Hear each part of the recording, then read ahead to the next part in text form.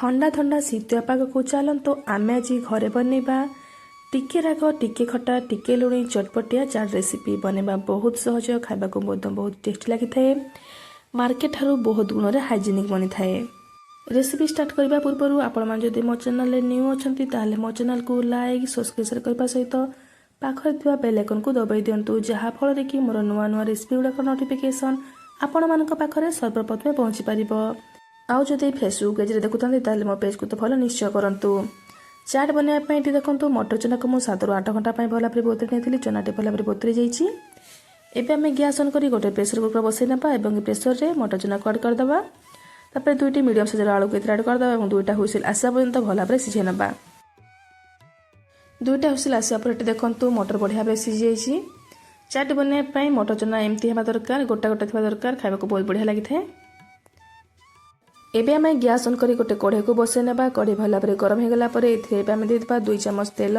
तेल भला परे गरम हो गला परे गोटे चम्मच अदा रसुन पेस्ट को देबा एवं अदा रसुन पेस्ट को किछ समय भाजिबा।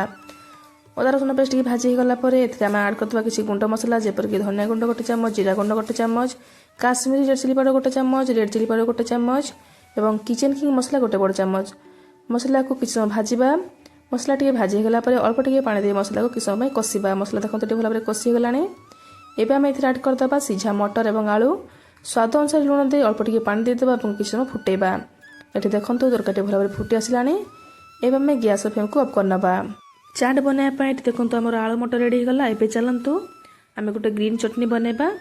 सेति पई देखंतु एठी म गोटे ग्राइंडर जार नै जाईची। एथि एबे ऐड करदबा किछ धनिया पत्र गोटे कंचा लंका गोटे पिंच अदा आउ देदबा तेंतुली स्वाद अनुसार लुण अल्प टिके पानी दे आम गोटे ग्रीन चटनी बनेबा।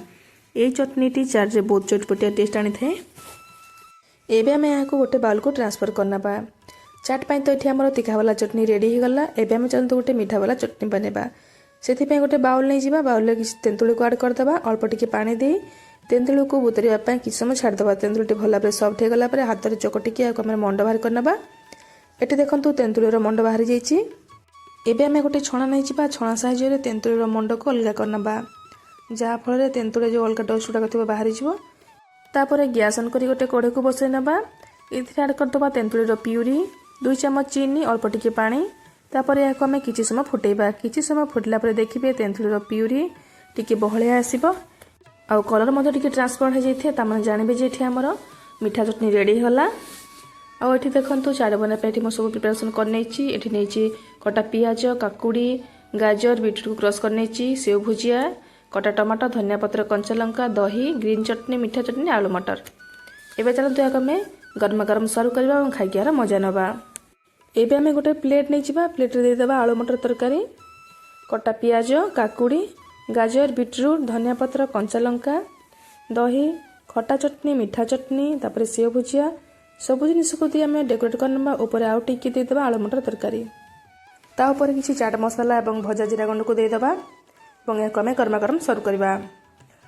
देखो लुक के डेलीशियस देखा जाउची। ऊपर यमी है मार्केट भी टेस्टी बनिक रेडी जाइए। आपण मानक मार्केट रू किणी पड़ोनी। आपण मैंने घरे यही प्रोसेस बने खातु बहुत बढ़िया टेस्टी लगे। आपण मानक आज चाट रेसिपी केमती लगला मते कमेंट माध्यम निश्चय जनइबे। आउ जदि भल लगी ताले मो चैनल को लाइक सब्सक्राइब करदेबे।